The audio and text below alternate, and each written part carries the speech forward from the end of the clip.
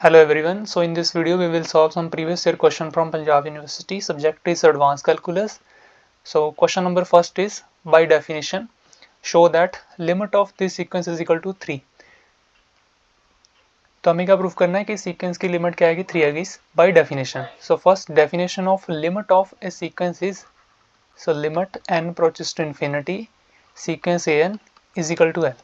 We will say the limit of an is equal to l if for given epsilon greater than 0 there exist m belongs to natural numbers such that an minus l is less than epsilon for all n greater than m. So definition क्या कह रही है कि जैसे जैसे आप n को infinity की तरफ अप्रोच करेंगे तो सीक्वेंस की सारी टर्म्स जो हैं किसी एक नंबर फिक्स नंबर को अप्रोच करेंगी, उसी हम ही कह देंगे limit of sequence. So definition से कैसे कहना है कि कोई भी अगर आप पॉजिटिव रियल नंबर सपोज करें तो उसके कॉरस्पॉन्डिंग आपके पास एक स्टेज आएगी, यानी कि एक नेचुरल नंबर एग्जिस्ट करेगा जिसके बाद जो सीक्वेंस की सारी टर्म्स हैं उस नंबर l के नेबरहुड में चले जाएंगी, यानी कि एप्सिलॉन नेबरहुड में चले जाएंगी. तो कहने का मतलब ये है कि जैसे जैसे आप सीक्वेंस जैसे फर्स्ट टर्म a1 है, a2 है, a3 है, तो धीरे धीरे एक स्टेज आ जाएगी am आ जाएगा जिसके बाद जो सीक्वेंस की सारी टर्म्स हैं जैसे am+1 है, am+2 है, तो ये सारी की सारी टर्म्स किसके नेबरहुड में चले जाएंगी l के नेबरहुड में चले जाएंगी. तो उसे हम मैथमेटिकली ऐसे लिखेंगे. सो an माइनस l जो इन दोनों का डिफरेंस है सीक्वेंस की टर्म और l का डिफरेंस क्या वो स्मॉल हो जाएगा. ठीक है, अब साइलेंस लेस हो जाएगा. So that is the meaning of limit of sequence. तो हमें बेसिकली कैसे प्रूफ करना है, तो हम कोई भी पॉजिटिव जर्नल में पॉजिटिव साइलेंस पोज कर लेंगे तो उसके कॉरस्पॉन्डिंग हमें स्टेज फाइंड करके दिखा देनी है कि भाई इस साइलेंस के लिए हमारे पास ये वाली स्टेज आ रही है. अगर ऐसा हर एक पॉजिटिव रियल नंबर के लिए ट्रू है तो हम कह देंगे कि सीक्वेंस की लिमिट क्या आ जाएगी एल के इक्वल आ जाएगी. ओके, देखो स्टार्ट कर रहे हैं. सबसे पहले हम सीक्वेंस पोज करेंगे कि let a n is equal to 3n over n plus 5 root n. So here L is equal to 3. So starting with the taking difference of an minus L. So it will be 3n over n plus 5 root n minus 3. So after simplifying 3n minus 3n minus 15 root n divided by n plus 5 root of n. तो अगर आप इस difference को solve करेंगे तो square 3n से 3n cancel हो जाएगा और एब्सोल्यूट साइन की वजह से ये एक्सप्रेशन क्या बन जाएगा आपके पास 15 root n divide by n plus 5 root of n. अगर आप स्क्वायर रूट ऑफ n से डिवाइड कर दें, डिवाइडिंग दिस न्यूमिनेटर और denominator by square root of n, so expression becomes 15 over root n plus 5. Okay, तो अब हमें suppose करना है कि कोई भी एप्सिलॉन सपोज कर लेना कि late epsilon is greater than 0 and an minus l is less than epsilon. तो यहाँ से हमें वो स्टेज फाइंड करके दिखानी है कि वो हमारे पास एक नेचुरल नंबर आएगा जिसके बाद सीक्वेंस की सारी टर्म्स इस डिफरेंस से इस नेबरहुड में चले जाएंगी, l के नेबरहुड में चले जाएंगी. ठीक है, तो इसे सॉल्व कर लेते हैं. 15 over root of n plus 5 is less than epsilon. So taking reciprocal square root of n plus 5 divide by 15 is greater than 1 over epsilon.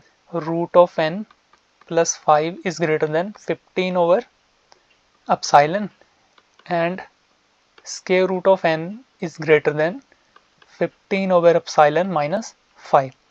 So take squaring both side, n is greater than 15 over epsilon minus 5 whole square. ठीक है, तो इस expression को थोड़ा ध्यान से देखो. हम कह रहे हैं कि अगर n की वैल्यू इस नंबर से ग्रेटर हो जाएगी तो आपके पास ये वाली इनक्वालिटी सेटिस्फाई हो जाएगी. ठीक है, यही फाइंड करना था हमें.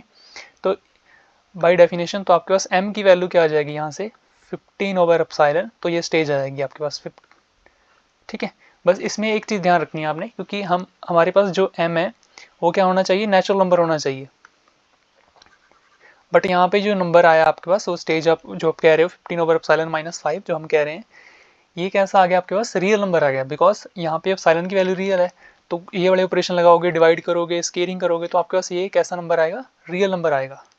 मे और may not be natural number. Okay, तो देखो अब हमें क्या करना है, कोई भी अगर आपके पास रियल नंबर है, मान लो आपके पास 7.32 आ गया. ठीक है ना, तो इसके नियरेस्ट इंटीजर आपने पिक कर लेने हैं. जैसे यहाँ पे नियरेस्ट इंटीजर कौन सा 7 है और एक 8 है.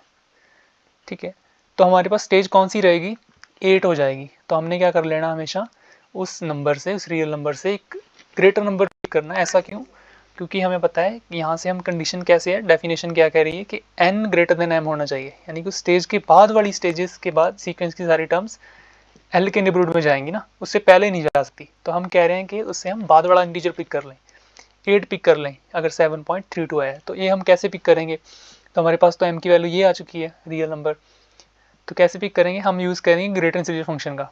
क्योंकि हमें पता है कि अगर हम ग्रेटर इंटीजर फंक्शन कैसे वर्क करता है कि जो भी आप रियल नंबर पुट करोगे ग्रेटर इंटीजर फंक्शन में, तो हमेशा उससे नियरेस्ट लेस नंबर पिक करेगा वो। जैसे मेरे पास 7.32 है ना, तो इसका ग्रेटर इंटीजर फंक्शन क्या आएगा, मेरे पास 7 आएगा, उससे लेफ्ट वाला नंबर पिक करेगा ग्रेटर इंटीजर फंक्शन। तो m की वैल्यू के लिए हम क्या कर देंगे कि मुझे तो m उससे ग्रेटर चाहिए उस रियल नंबर से, तो मैं m की वैल्यू क्या पिक कर लूँगा, 15/epsilon -5।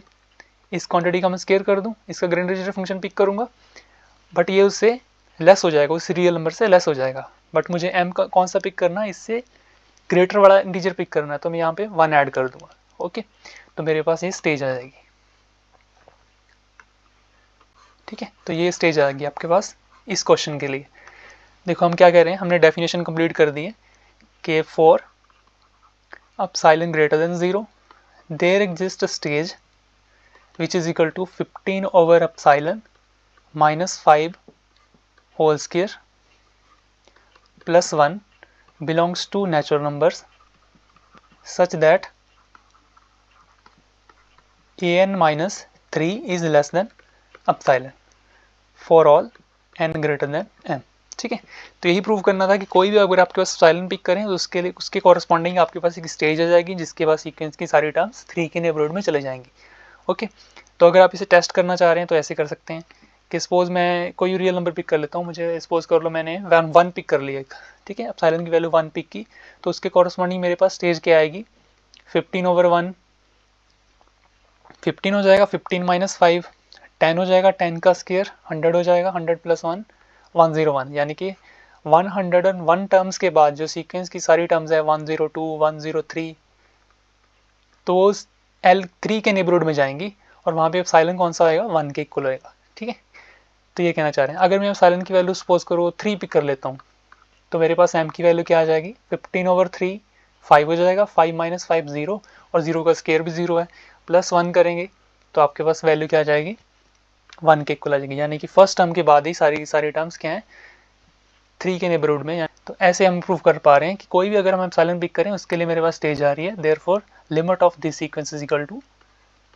Limit n approaches to infinity an is equal to 3। Okay, तो यही प्रूव करना था हमें। ओके।